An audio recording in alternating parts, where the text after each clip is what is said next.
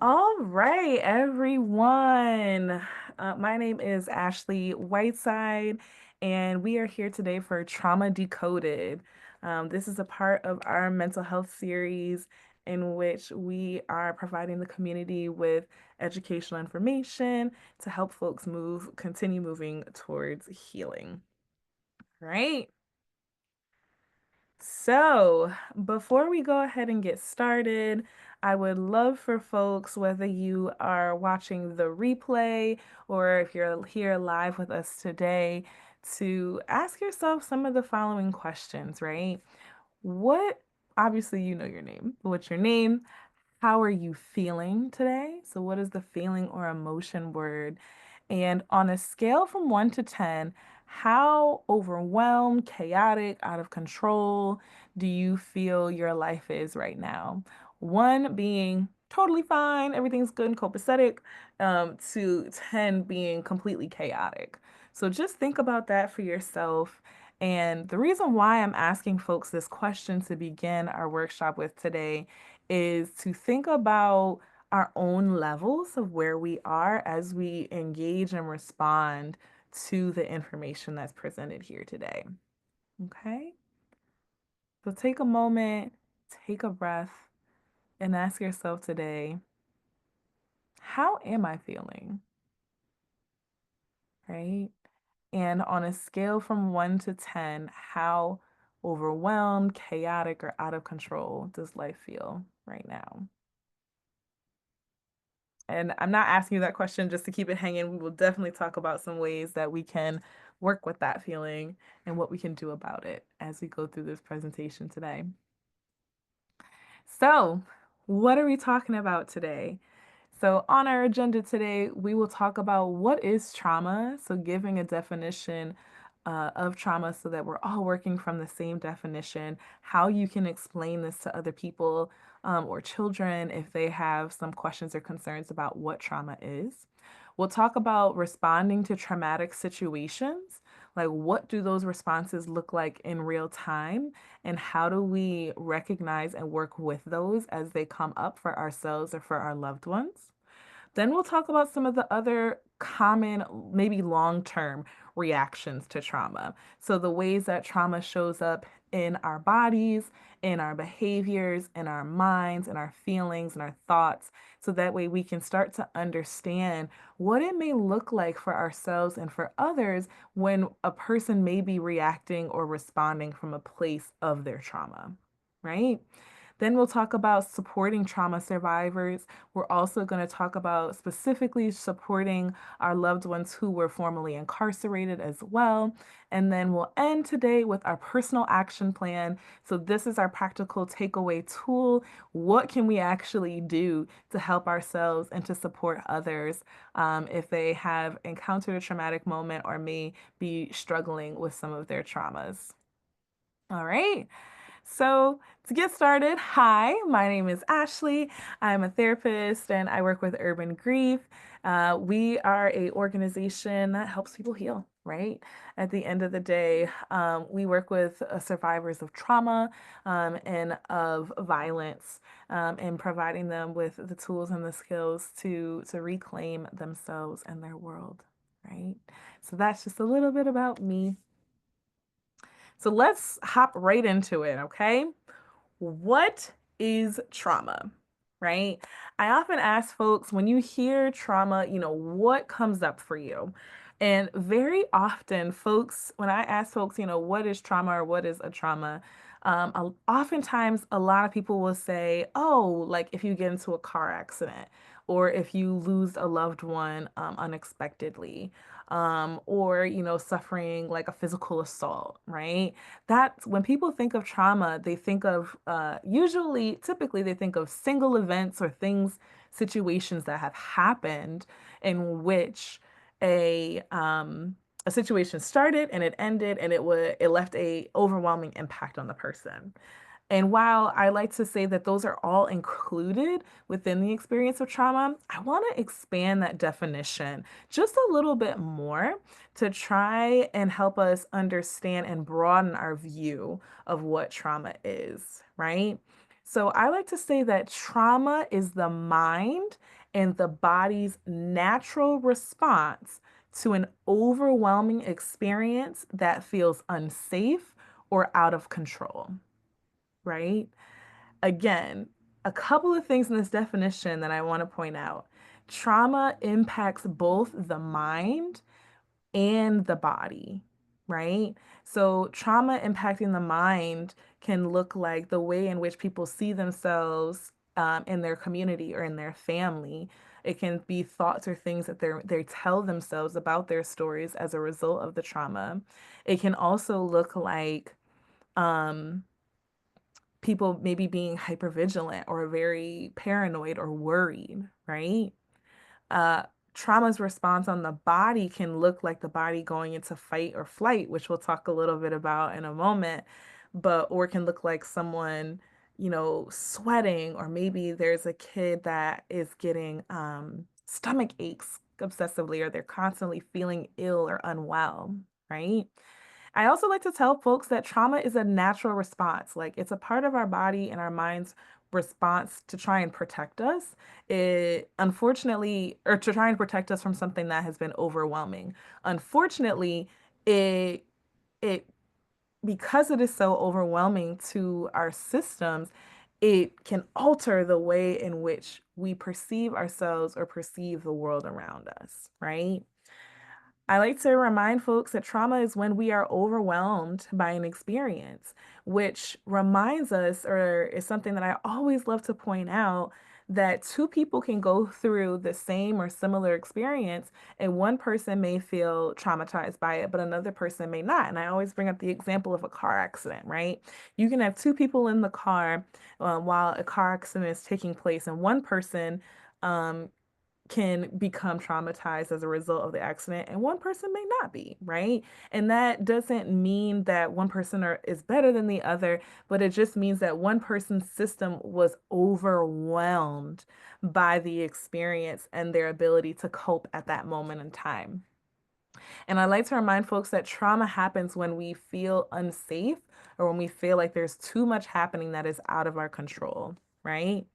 So, like I say, this stress comes when things happen too much, too fast, for too long. And it can leave a very lasting imprint on our nervous system, making it hard to process our emotions or to feel safe and grounded in our lives. Trauma isn't just what happens to us, right? It is about what happens inside of us, both in our thoughts and our bodies, right? Excuse me. And so I like to say trauma trauma is more than just the event or the situation or the circumstance that happens. It is the imprint that it leaves with us for time to come. And one last thing I like to remind folks is naturally, most people, we all have a level of resilience within us, right? And so we as people are moving towards healing and safety and protection, right? The challenge is for some folks when our systems are overwhelmed, our ability to reach and to pull on that resilience might be inhibited or challenged. So, I like to remind folks that again, like trauma isn't a bad thing. It's not a dirty word. It doesn't mean that something's wrong with you or that you just can't deal, right? It is when we have become overwhelmed, and this is our body's way of trying to gain control back. Okay. So, here are some different categories or buckets of trauma, right? There's acute trauma, chronic trauma, complex trauma, and secondary trauma, right? So, acute trauma is when folks typically think about trauma, this is what they talk about, right?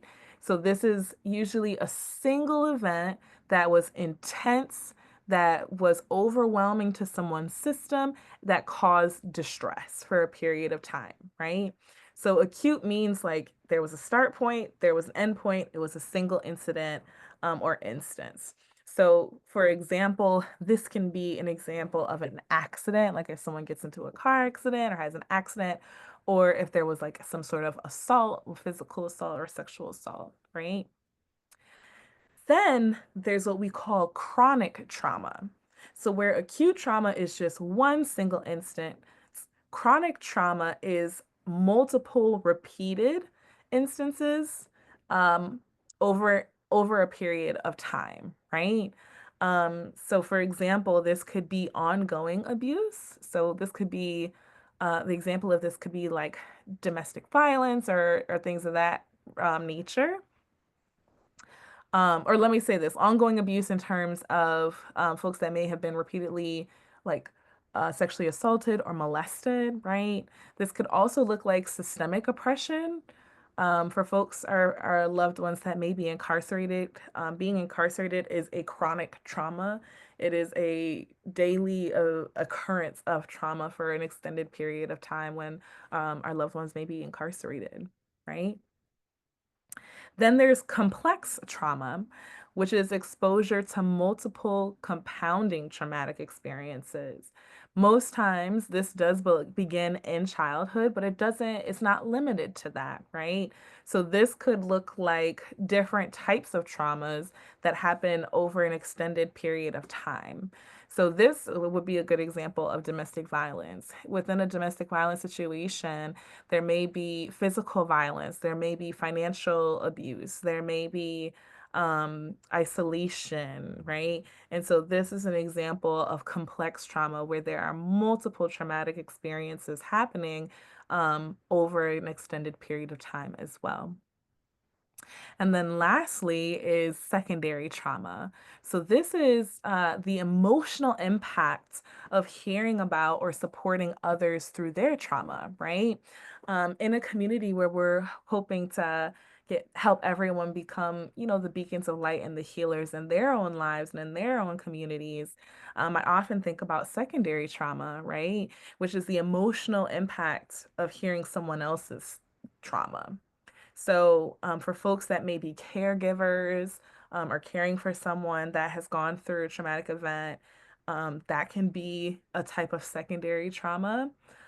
Or family members of incarcerated individuals hearing about the conditions of their loved ones who are incarcerated, that can be a form of secondary trauma, right? So, the reason why I bring this up is because um, this is something that I think is less often talked about. Like usually folks think about acute trauma, may have heard about chronic or complex trauma, but secondary trauma is when hearing about something can deeply impact you as well. And we're going to talk about some tools and strategies today to help support ourselves as we continue to support and love on our and continue to support and help our loved ones.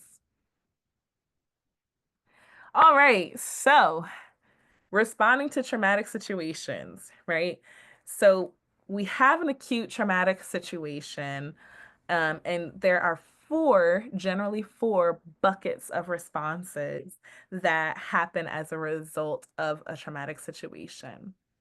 So there can be the fight response, there can be the flight response, there can be the freeze response, or there can be the comply response, right?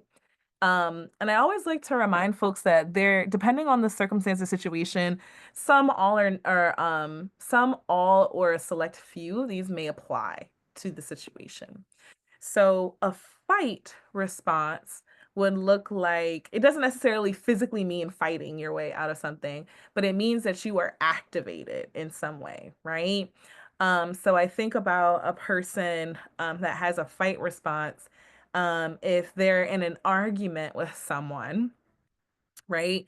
A fight response could look like I'm going to try and yell louder than you, right? I'm going to yell back at you, or I may posture against you or buck towards you, right? It is a response in which you are trying to overpower what is overpowering you, right? So I think about that as like two bulls going head to head. Then there is the flight response, which instead of trying to meet the traumatic situation with matching or trying to exceed the energy that is being brought to you, you have the flight response in which you try and get as far away from the situation as quickly as possible. So, using the same example, if you get into an argument with someone or if someone is arguing or yelling at you, in the flight response, it can look like you trying to get out of the conversation. Maybe you leave the room, maybe you walk away, maybe you drive away, but it's trying to get as far away, put as much distance between you and the situation as possible. So where fight is about activation, flight is about avoidance. How can we avoid the thing that is currently um, triggering or activating us, right? Then you have the freeze response, right? So the freeze response is where literally you kind of just get stuck in time, right? You don't know what to do and you kind of shut down, right? So where fight is activation, where flight is avoidance, freeze is like where you kind of get stuck. Excuse me. So using the same example, if there's someone who's yelling at you or being aggressive towards you, with the freeze response, you are more likely to kind of just clam up. Maybe you won't say anything back. Maybe you just kind of put your head down. You kind of just like it is what it is. And you kind of shut down, right? So we talked about fight, which is activation, and there's we talked about flight, which is trying to escape and avoid. We talked about freeze, in which we shut down, and then we're going to talk about comply as our last one. And as this image kind of implies, complying is kind of just doing what you say or as you're told, right? Um, so using the same example, someone's yelling at you and they say, they're saying all these horrible, terrible things. The comply response would be giving in to what they're saying. So that can look like, yeah, you're right. I am the worst, right? It can kind of be this internalization of the things that they're saying and this compliance or agreement with that. So responses to traumatic situations, you have fight, in which you're activated and you are trying to fight back with overpowering the situation. You have flight, in which you are trying to avoid and you are trying to get out of the situation. You have freeze, in which you shut down and you're not responding to the situation at all. And then you have comply, in which you are giving in. And then you are acquiescing, you are giving into what they are asking or saying or telling you to do. All right. So let's talk about some of the common reactions to trauma. And the reason why I bring this up is because everyone responds to trauma differently. This list by no means is comprehensive, but I like to show what are some of the common reactions to trauma. So that way, when it comes up for folks or when they're starting to notice it in the people that they love, then they can start to kind of call it what it is. They can call it and name it for what it is. They may help give their loved ones additional tools and language to support themselves as well. So, in terms of our physical reactions to trauma, right? I like to say there's the hyper arousal. So these are people who are always kind of keyed up. They're always kind of on edge. They may be highly irritable. These may be folks that can get angry at the flash of a dime, right? Give me one second. All right, so that's hyper arousal, right? So folks that are keyed up, who are easily irritated, and who will kind of flip on a moment's notice. Then you have folks that are hyper vigilant, right? So hyper vigilance is people who are always sort of scanning their surroundings. I like to say they're the people who keep their head on a swivel. They're always kind of expecting, waiting, anticipating for something to go wrong, right? They're folks that are always looking in their surroundings. I like to say for folks that may have been victims of gun violence, there are some folks that, when they go into public spaces, their eyes are kind of always darting back and forth, left and right, because they're concerned or worried about their safety in these different spaces, right? So that's what hypervigilance looks like. And then you have folks that may have what we call an excessive startle response. So, again, for folks that may be in communities that have a lot of gun violence or that may have been victims of gun violence themselves, you may see folks that have this excessive startle response. They are constant, they're very jumpy, right? These are the folks where if, if a car backfires, they're jumping out of their skin, or if there are fireworks that are going off in their neighborhood, they're ducking for cover. This response to the stimuli or to the sound or to the noise can be disproportionate or too large for the circumstance or the situation that's happening. Some other common reactions to trauma that aren't listed can look like physical, bodily reactions, right? So, one of the common things that I like to say for kiddos that may have been through traumatic situations, one of the things to always look out for is if all of a sudden, out of the blue, they're having a lot of unexplained stomach aches, they're having a lot of unexplained headaches, they're having just a lot of just bodily sensations that just don't feel good. They generally are feeling like what they will call malaise, which is they just don't feel good. Something just feels off, something feels wrong, and they may not necessarily be able to put their finger on it per se. Um, for other folks, that could look like holding physical stress in their bodies. So there are some folks that you may be able to look at, and their shoulders are constantly up by their ears. They feel really, really tense in their bodies. Some folks may grind their teeth.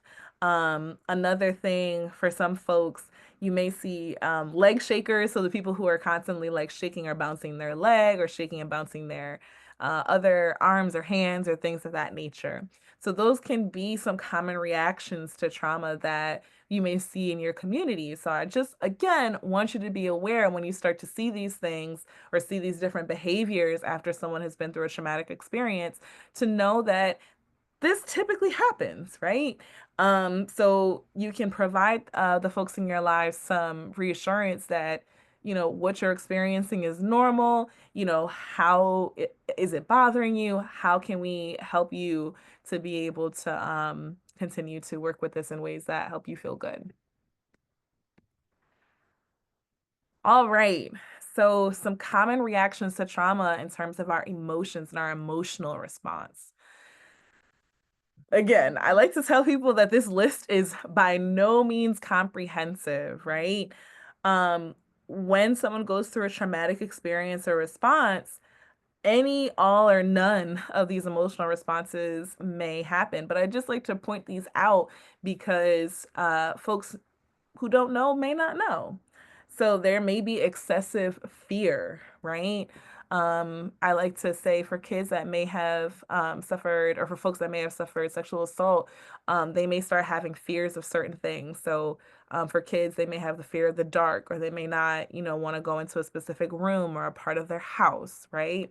For anxiety, they may have just this worry, like they're always constantly worried about what might happen, or anxious about what's going to happen next, right? And especially with kids that are challenged with trauma, I like to say when it comes to anxiety specifically, helping them understand what's happening or what's going to be coming up can help to decrease some of that anxiety. We call that presetting. So tell them what you're going to tell them, and then tell them what you tell them. Or another example is tell them what's going to happen, do it, and then debrief with them what just happened. So that way it kind of gives them the example of structure so they can anticipate what's going on or what's going to happen. Another common emotional reaction to trauma is guilt, right? And shame. So guilt and shame, oftentimes a lot of people talk about them in tandem. Guilt is I did something bad, and because of that, I feel bad that something happened, right? Shame says I am bad, and I am bad because of what I did. I also like to give this definition from Nidra Glover TWAB that I really enjoy around shame. Shame is the feeling that not only we have done something wrong, but that we are wrong for doing it, right? And so I really, really love that example of shame, because shame tells us we are wrong because of what we did, whereas guilt said, oh, we did something wrong and we felt like we shouldn't have done that thing, right? And when it comes to trauma, for a lot of people, guilt and shame are usually the two things that are the hardest for folks to acknowledge and recognize, right? There's usually some level of self-blame when it comes to trauma for folks, even if it wasn't within their control at all. And so trying to unpack that guilt and shame can be something that is very complex, and challenging for a lot of folks. Um, Next is anger and irritability. So this is one that I think sometimes folks can misunderstand a lot when it comes to trauma. For some folks, anger is their emotional response when they feel out of control, because their anger is how they feel like they can control themselves and to some extent control the reactions and responses of others around them as well. And so you may see folks have what I would like to call a shorter fuse. It doesn't take as much to set them off than what they used to. It can also look like folks that things that normally wouldn't bother them are definitely super bothering them now. And it's kind of like you don't know what may set them off. I also like to talk about it like landmines, right? All of a sudden they are you're talking about things and all of a sudden they blow up, right? So I like to give these examples of the ways in which you will see different people's behaviors when it comes to their emotional responses for their trauma. Excuse me. All right, the next emotional response to trauma can be depression, which can also look like a loss of interest in the things that a person used to enjoy. So, um, I always like to say, for someone who always religiously went to bingo or always went to book club or always went to church, and then all of a sudden you just stop seeing this person, or you see someone that is typically either neutral or upbeat, and then they just kind of look down, they look sad. That can be a very common reaction to a traumatic situation or circumstance. Then also it can be the feelings of loss of control, right? So this idea that they feel like the world is now an unsafe place because of this traumatic thing that happened, and that nothing is in their control, which again can lead to a lot of feelings about fear and anxiety, right? Those things can reinforce each other. There may be negative thoughts about self and other people. So for folks that may blame themselves, they may see themselves as bad or like guilty or shameful, or they may see the world or other people in their lives that way as well. And then lastly, any other negative or unpleasant emotion can be easily triggered, right? I like to bring these up because these are usually the big ones that we see. But for some folks, a common reaction to trauma is, excessive crying. Like sometimes people will just start crying out of nowhere, and maybe they don't know why they're crying or what they're crying about specifically, but they just feel overwhelmed with emotion in that moment in time. Or it can be, people may feel easily overwhelmed moment to moment, whereas before they may have had a little bit more space, a little bit more capacity to handle and deal with those things.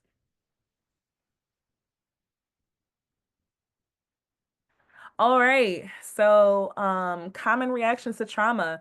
These are things that look like that are, excuse me, within our relationships. So these are behaviors, things that we can see as common reactions to trauma. So one, avoidance, right? So this avoidance is trying to avoid any people, place, thing, situation, smell, emotion, thought that reminds them of the trauma. So, in terms of behavioral, that can look like avoiding um, a specific part of your city or neighborhood or room in the house, or person or group of people, right? That's what avoidance can look like. Also, for folks, it can look like suicidality or what we would call passive suicidality sometimes. So, suicidality is the concept of, excuse me, a person not wanting to live anymore because they feel overwhelmed by their life circumstances, right? That is when we would say a person is suicidal. Passive suicidality is when we would, it's not that it's not important, right? I do like to make that distinction. It is very important anytime that someone indicates that they don't want to live anymore, that we get them connected to tools and resources and help. However, this could also look like when people are being so reckless with their lives that they are making choices and decisions that could impact their well-being. However, it may not directly look like them trying to hurt themselves, right? So passive suicidality could look like someone not taking their medication or improperly taking their medication or life-saving medication. It could look like someone, driving very recklessly in their car without care of like what's gonna happen. Or riding their bike very carelessly or recklessly, not really caring what happens. The the part about it that is um passive is the fact that they don't directly do anything that puts them distinctly in harm's way, but they are acting with such recklessness and carelessness that harm is very, very likely. And I like to bring this up because oftentimes when we talk about trauma, we talk about suicidality and people saying, yeah, I don't want to live anymore, which is really, really important and really, really scary. However, there's other parts about it that I think are often left out of the conversation. And this piece around folks being so reckless and careless with themselves and their well-being, that it can definitely potentially cause them harm that we don't necessarily acknowledge or talk about as much, right?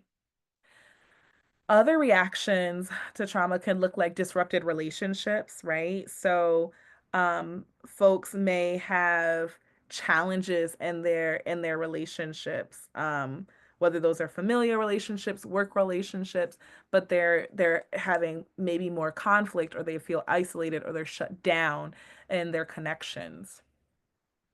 I often think about this in terms of folks who are incarcerated. You know, when folks become incarcerated or go into prison or jail for long-term sentencing, the challenge with some of their relationships, there are some people that, may have various thoughts and feelings and may not be connected to them anymore, or, they may be in relationships with significant others or romantic partners that may end. Family members may, cut them off, right? So this is what disrupted relationships can mean and can look like. And then lastly, there can also be the increased use of alcohol, tobacco, or other drugs, or any other addictive behavior to try and cope with the trauma. I often like to also say for folks, you know, other drugs or other addictive behaviors because not everybody turns to alcohol, tobacco, and other drugs. These are usually the most common and the most harmful things that we see, but there are sometimes people who do excessive gambling or gaming. There may also be folks that may be having increased sex or sexual encounters to try and cope, right? And I like to remind folks that these increased uses usually are to tamper down or to quiet the noise that is caused or the emotional pain and hurt that is caused. They try and numb the things that don't feel good from the trauma by using alcohol or other drugs. right? Okay. All right. Lastly, some other common reactions to trauma. I'm gonna go a little bit out of order here, but impaired concentration, right? For some folks, kind of like I mentioned before with the hypervigilance, um, there may be folks who are constantly scanning the room, so their ability to focus and concentrate can be impaired. This can also definitely show up in young people in terms of their ability to focus on work or to be able to get schoolwork done or things of that nature after a traumatic incident.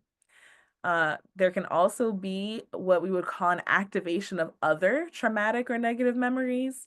And one of the things that I often think about with this is when you lose a loved one, if there was another grief or if there was another, excuse me, if there was another loss that wasn't grieved, um, that can also kind of bubble up for you. So, I was working with someone in which they had lost a brother to gun violence. And it brought back memories from when they were a child and when they lost a cousin to gun violence that they hadn't really processed, right? And I'm going to go back up to the top in which we talked about re-experiencing the trauma via memories, flashbacks, or nightmares, right? So re-experiencing the trauma is kind of when I like to say you get pulled back into that moment of the trauma happening. Flashbacks are when that happens when you are, consciously awake. Nightmares are when this happens when you are distinctly asleep. you know and for a lot of folks, I often hear when a traumatic event has happened that they feel like it's kind of playing in their head, um like a unwanted, like a song that they just keep see, or like music video they keep seeing over and over and over and over again, right? Usually I like to say it's intrusive, meaning that it pops up at times that aren't useful, helpful, not popping up at times where we are trying to recall it distinctly, but we might be reminded of it. Something may come up that triggers that for us. Okay. So those are the common reactions to trauma. And again, the reason why we're talking about this today is because we want to be able to identify and recognize, okay, when somebody in our lives or someone that we care about, a young person that we care about, a loved one, a family member, a friend, has experienced something traumatic, these are some of the things that some of the ways in which they may shift or change as a result of that traumatic experience, right? And this can help you to give language to that and to help them normalize that and be like, yeah, I've heard when someone goes through something really traumatic that sometimes they feel a lot of guilt or they feel like they should have been able to change something about it or wish that they could go back and do something about it, right? And knowing this information and sharing that can help that person feel less alone, right? It can help them feel like they are not by themselves in this in their recovery and in their healing. All right. So let's talk about what does it actually mean and look like to support survivors of trauma, right? Um, the reason why I want to talk about this, and one of the big reasons behind this workshop is how do you support yourself when you're supporting others, right? We are all here. You are probably watching this because you want to be able to help yourself and help those who you care about in your life when something awful, horrible, terrible has happened, right? Um, we've all lived through some pretty probably awful things if you've been on this earth for a while, right?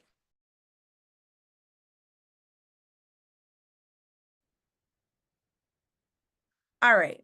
So, the reason why we're having this is we want folks to know, how do you support yourself while supporting others, right? We are all beacons of light in our own community. So, how do we gather the tools necessary to support others and those that we love and care about that have been through traumatic experiences? So, one of the things that I like to remind folks, folks who have survived trauma, they may struggle and have a really hard time with trusting others, with letting other people in, with emotional regulation, which is their ability to control and manage their emotions and their feelings both internally and externally, and feeling safe in their surroundings and in their worlds, right? When something traumatic happens, we feel like the world becomes this completely different place. It can feel unpredictable, it can feel unsafe. These are some of the very common things that survivors may struggle and deal with. And the reason why I want to say this is so that we can be patient with them as they continue to walk along those journeys, right? So, by offering support that prioritizes safety, empowerment, and their ability to make choices and decisions that work for them, and connection, we can help foster healing and resilience within our own communities. So, here are some of the things that I think are super important when we're supporting our loved ones and our community members that have survived trauma. First, listen with empathy, right? Empathy is saying, I'm sitting here with you. I am not going to try and change the situation for you or try and make it better for you. Like I am here with you in this, right? Um Empathy is not saying everything's going to be better, everything's going to work itself out, everything's going to be fine, just pray about it, right? That is not empathy. But empathy is really listening to a person and what they're saying and validating their experiences without judgment and without trying to talk them out of what they're feeling, right? We don't want to dismiss someone's feeling or make them feel small or feel bad about what they're feeling. So validating their experiences can be like, you know what? That was really awful. And thank you for sharing that with me, right? Validating their experiences could be like, I completely understand, or I would also respond in that way, right? Maybe you don't completely understand, but you could say, I could see why you would do that. I could see why you would feel that way, right? I could see why you would respond like that, right? So those are some statements that can validate their experience without passing off judgment about what happened, right? Next, I like to say allow survivors to define their own boundaries and respect them, right? Um, when something traumatic has happened, a lot of folks feel like things are out of their control. So being being able to respect someone's boundaries allows them to guide their own healing process at the pace that feels comfortable and right to them. Next, encourage self efficacy. This is just a big fancy way of saying support them, support the choices that they make without pressure, right? Letting people know that there's no right or wrong way to do it. Putting aside what you feel like they should do and unapologetically supporting the choice and the decision that they're making in that moment. As long as it's not going to cause them hurt or harm or any other person hurt or harm, supporting the choice that they are making, right? I also like to remind folks to be patient. Give grace. Give grace first to yourself because no person is going to get this 100% right 100% of the time, and give grace to the other person. Recovering and healing from trauma is not doesn't happen in a straight line, right? I think we all wish and hope that it will happen in a straight line, but it doesn't, right? So, allowing people to take 3 steps back, take 7 steps forward, take 2 steps back, take 3 steps forward, take 2 steps back, take 3 steps forward, and to keep going along their own process of healing without rushing. And then lastly, connect them to resources, right? If folks want to go to therapy, helping them get connected so they can go to therapy. If they want to maybe go to a healing group like our You First groups or our mom groups that we have here at Urban Grief, providing them the information. If they're afraid to go, saying, hey, I'll go with you, right? Being a good supporter of trauma allows space to show up for each other in that healing process, right?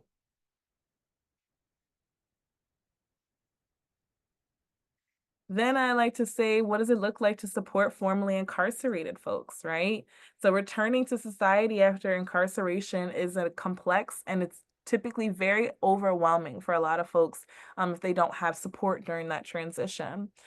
For formerly incarcerated individuals, it is very likely that they face a level of stigma, systemic barriers, or challenges emotionally and making the adjustments to coming home or coming back to society. And getting support is is so crucial. It is so crucial for our folks coming home and staying home, right? So one, I like to say, address systemic barriers, right? So if you have a loved one that, or a family member or a friend that has been formerly incarcerated and they come home, helping them find a job. So sending them job postings, sending them, apartments that may be for rent or halfway houses that will support them. Or getting access to mental health care so they can get the help and the care and the support that they need. Then I would also say create spaces for belonging, right? So, as I had previously mentioned, what there may have been relationships that have been broken as a result of this person going into incarceration. So, how can we create welcoming spaces for them that are judgment free, right? One of my really, really good friends came when he came home. I was just like, I'm just happy you're back. I'm happy to have you back as a part of my world and a part of my life. Welcome home, right? And creating the space to continue conversations and supporting them in that. Then I would also say, acknowledging the trauma. I like to remind folks, who have never been incarcerated before that incarceration takes a toll on your mental and emotional well-being unlike anything else, right? So your loved one that may have gone into jail or prison may be a completely different person, and you're probably a completely different person when they come home. So how can you continue to recognize and learn who this new person is and support them in continuing to grow, right? And lastly, like I had mentioned on the other page, encourage self-determination, which is another fancy way of saying as long as it's not hurting themselves or other people, supporting their goals to help them continue to make choices and decisions that are best for them. All right. So we have come to our final part of this presentation in which we are going to talk about our personal action plan. So a personal action plan, this is kind of like our actionable step and what can we do, right? When people come to us or when there are folks in our lives that, go through traumatic events, what can we say or what can we do to try and help them?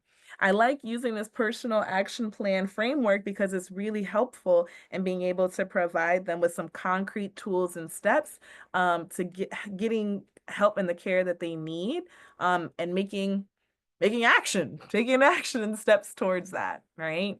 So when anybody faces a traumatic event or a trigger of that event, or any overwhelming situation, having a personal action plan can help folks regain a sense of control and safety. That is the hope of this. So, using the action plan, you can create a simple, actionable guide to support yourself or others in moments of distress. So, step one, I like to tell folks identify your signs of stress, right? So before you kind of get to 100, what does it look like when you're at 90 or 95, right? Or 80? And one of the ways that I like to think about this is what does it look like when you are triggered or completely overwhelmed by a situation? What does that look like? And then kind of working in reverse from there right before you're about to, for some folks, if their response to overwhelm is, having an outburst or yelling or, screaming at their kids, right before you do that, what's happening? What's going on? What are some of the things that are happening in your body? What are some of the things happening for you emotionally or cognitively that lead you into that space, right? So for some folks, right before they blow up, Maybe they physically start to feel really hot. Their face starts to get super flush. Um, their heart is racing, right? Emotionally, they may feel super irritable or frustrated, or they might feel really emotional and um overwhelmed. Cognitively, maybe for some folks their thoughts may be running like a mile a minute, or they may be feeling like they just can't get something done, right? And so I like to remind folks to think about that, because that can help you enact some of the later parts of our action plan sooner, right? So before responding, I like to often tell folks, what does it look like for you when you are triggered or when you are in an emotionally overwhelming situation? What are your signs of distress? Next, what are our toolbox of coping strategies, right? What do we have that we can use at a moment's notice to help us de-escalate or calm ourselves down, right? So, what are some effective and simple things that you can do when distressed? I like to break this up into four categories. What is sensory grounding? So, what are the ways in which we can use our five senses: sight, sound, smell, touch, and taste to help ground ourselves and bring ourselves back down, or make ourselves feel calmer. I like to say movement. How can we move our bodies in a way that can help get out some of this excess energy? The third one is emotional regulation. So, what are the ways that we can express our emotions in a way that is healthy, that doesn't hurt ourselves or other people? And then I like to say connection, which we'll talk about next in identifying our support system. So, who can we call on? Who's in your corner, right? So, for sensory grounding, I love to use what they call the 5, 4, 3, 2, 1 method. So I like to say, what are five things that you can see? What are four things that you can hear? What are three things that you can touch or feel? What are two things that you can taste? And what is one thing that you can smell? Right? So that's a way that you can kind of bring yourself back into a space. When you're facilitating, or if you want to use this and you're working with a young person, I like to say, okay, what are five blue things in this room? You know, what are four things that you can hear outside? What are three things that you can feel on your body right now? What are two things that you can taste, right? A bonus, if you have like a peppermint or a piece of peppermint gum, you can also give that to them as well to kind of help ground them as well. And then one thing that they can smell. All right. Some other options for sensory grounding could be deep breathing, right? So taking long and slow breaths can help calm the body. Holding a comforting object or squeezing a stress ball could be really helpful. Drinking cold water, or putting cold water on your face or on the back of your neck if you're feeling stressed out or overwhelmed. Then we also have movement. So stretching. Sometimes, if, like I mentioned before, for people that carry their stress in their shoulders, helping them to recognize that and to relax their shoulders down. It could also look like just stretching your arms up, doing some good morning stretches, which always make me yawn. It could also look like walking. For some folks, they kind of need to move the energy that they're feeling. So walking can be really helpful. Shaking can also be really helpful. I also feel like this can be really good with young people as well. I like to say, shake off each individual body part like you're doing the hokey pokey. And so, you shake your right hand and you say 5, 4, 3, 2, 1. Then you do your other hand, 5, 4, 3, 2, 1. Then you do one foot, then the other foot, and then your full body. And then you do, okay, left hand, 4, 3, 2, 1.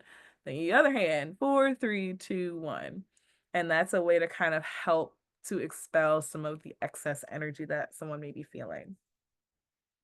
For emotional regulation, that can look like journaling. So if you have a journal to kind of write down some of the things that are going on for you internally, so giving it a place to live. Listening to music that can be really helpful and soothing, or repeating affirmations. So whatever you might need to hear in that moment. I am okay. I am safe. I am loved and supported. Those are things that you can repeat to yourself, to help you cope in that moment. And then connection, which will lead us into step three, which is identify your support system, right? For a lot of folks that I work with, you know, they think about their personal support system, as their only support system. And sometimes they they don't feel like they have a lot of people or have anybody that's in their world. So I like to say, who else can you reach out to when you're struggling? So personal support could be friends, family, other community members who can help you feel safe. You know, for our young people, I always like to say, who are two trusted adults that you can go to about anything, right? Whether that's your parents, your teacher, your coach, a member of your church or the clergy that you're a part of. That you can talk to them about anything and everything that's happening in your life. I also like to say professional support, which can look like working with a therapist.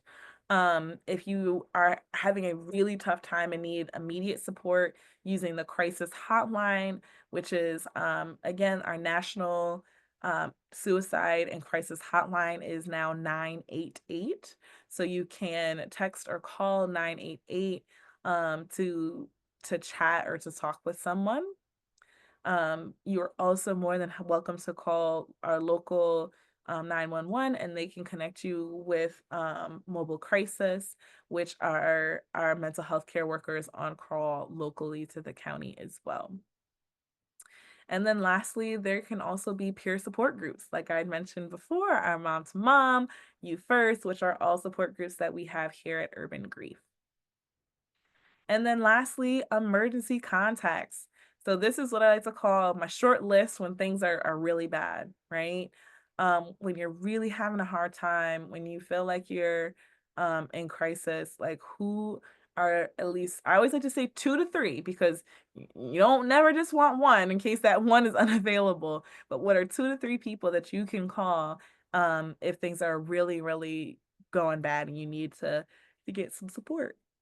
Right? And then always having 988 as a backup, as well. Last two steps, I like to say create a safe space plan. So if you're feeling overwhelmed, where can you go or what can you do to kind of get back to level ground? So you can designate a physical or a mentally safe space. Um, so for some folks, like if they're having a really tough time, they go to their room or they go to the bathroom. They may go out of the classroom or go to a specific teacher's room at school. Um, for some folks, when you're not able to leave the space or the environment, I always like to say, where's a place that you can go in your mind that feels safe and feels calm for you? And one of the folks that I work with, they envision themselves sitting like under a really, really big tree on like a warm summer day. And like for them, that feels like a safe and calm place for them that they can kind of go there mentally, even if all around them there's chaos, right? I always like to say, keep a comfort kit with you. Um, and that can look like a whole bunch of different things. So, like we had mentioned previously, what are some of the grounding things that you can keep with you?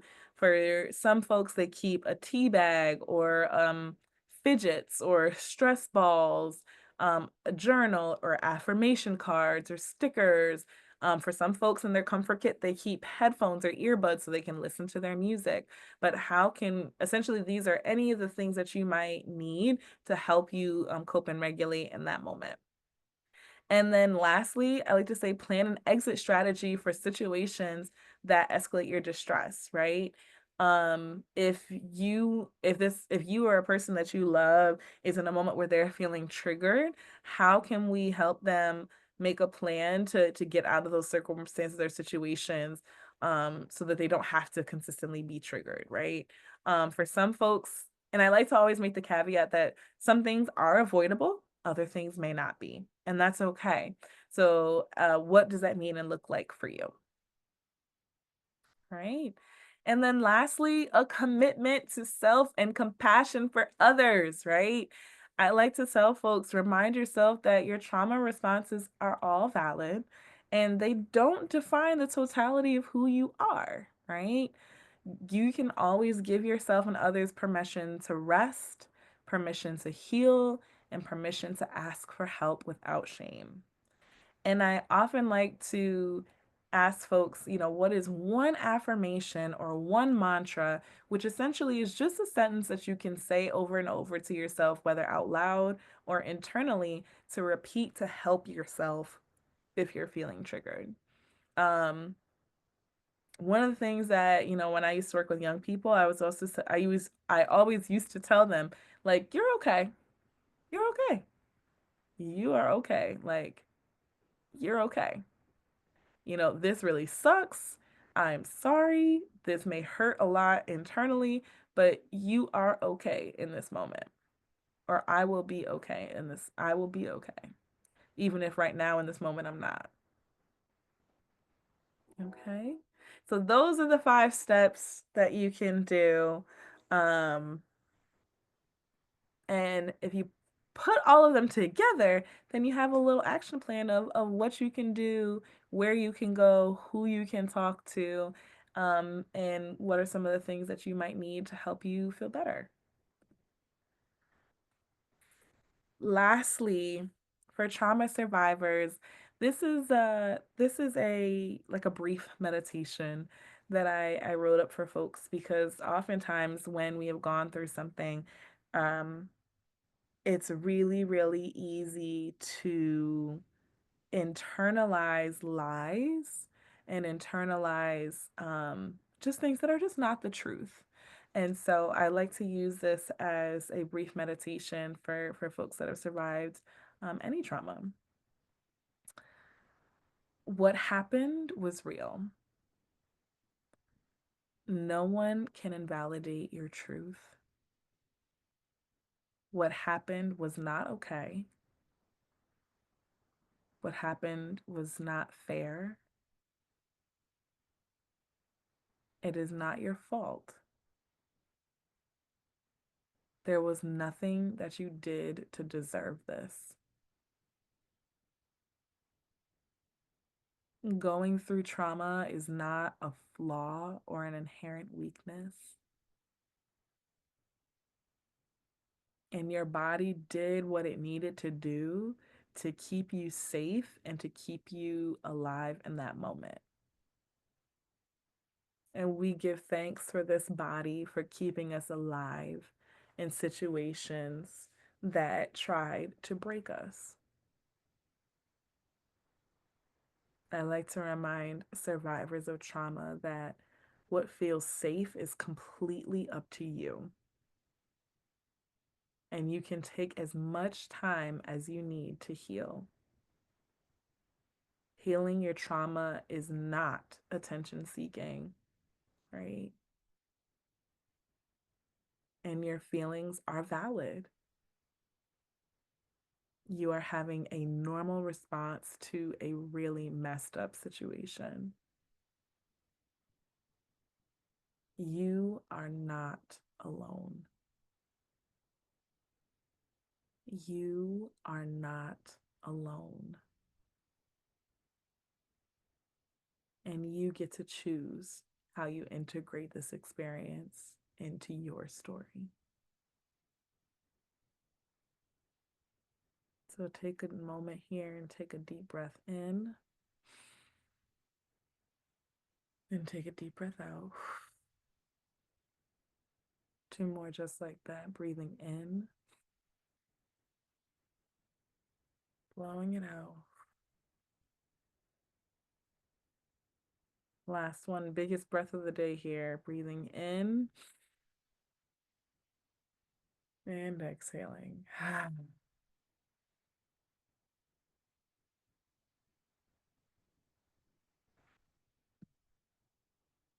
with that, we are wrapping up for today. Thank you all so, so much for joining us. If you or a loved one has been impacted by violence, please reach out to us. We are here to help you. You can contact us at info@urbangrief.org, or you can reach out to us on Facebook or Instagram at Urban Grief, or visit our website at www.urbangrief.org. Thank you all so much for being here. We love you. Take care.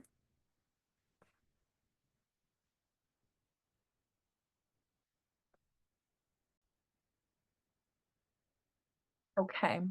So the question is, how do you challenge or how do you work with someone or acknowledge when you may have a loved one that has excessively risky behaviors as a result of their trauma? How do you initiate a conversation about that without coming across as judgy or judgmental, um, but also recognizing that what they're doing is very, very risky and is probably a result of their trauma? What do you do about that, right? I think this is a really wonderful and great question, right? I like to talk about the fact that, like we had mentioned in the presentation, what we would call this would be like a passive suicidality, right? Not someone who overtly says that they don't want to live anymore, but has excessively risky behaviors that can result in it can result in harm, right? So, one of the things that I like to tell folks is first coming at it from a place of concern, right?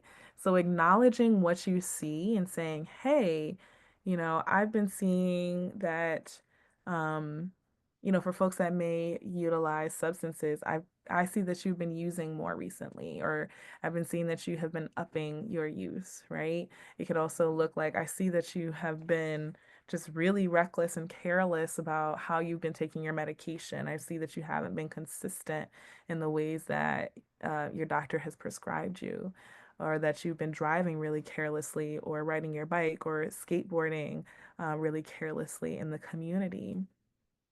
So, acknowledging one, what you're seeing, because for some folks they may not recognize it as suicidality, right?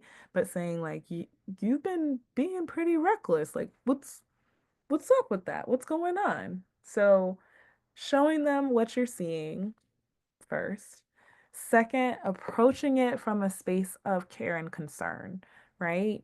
So I like to always remind folks, regardless of what's going on, to not come off judgmental as saying, hey, I really care about you. I love you. I care about you. I'm worried about you, right? And coming at it from that space often will help folks to say, okay, this person is bringing this to me because they care about me, not because they're judging me or they think there's something wrong with me. It's because they really are concerned and they're worried and they want to have a conversation around how they can best support me. And then lastly, I would say offer support with what you have capacity for, and then additional tools and resources as needed and necessary. So if you have the capacity and say, if you ever want to talk, I'm here. If you want to go out and grab lunch once a week and check in, I'm here. If you want to, call each other every Sunday, I'm here. If you want to go to church once a week together, I'm here, right? Offering up this what you have capacity for, and letting them know that you keeping the door open and available for them. And then two, continuing to connect them with resources as needed and necessary. If what they are expressing is beyond what you feel comfortable dealing with, connecting them with a therapist or with the local crisis line so that way they can get access to the support that's needed to support them. So that is what I would say. I would acknowledge what you're seeing with gentleness, approaching it with care and compassion, and letting them know what you're seeing and that you care about them. Um, and then offering what you can do and connecting them with additional tools and resources as needed and necessary.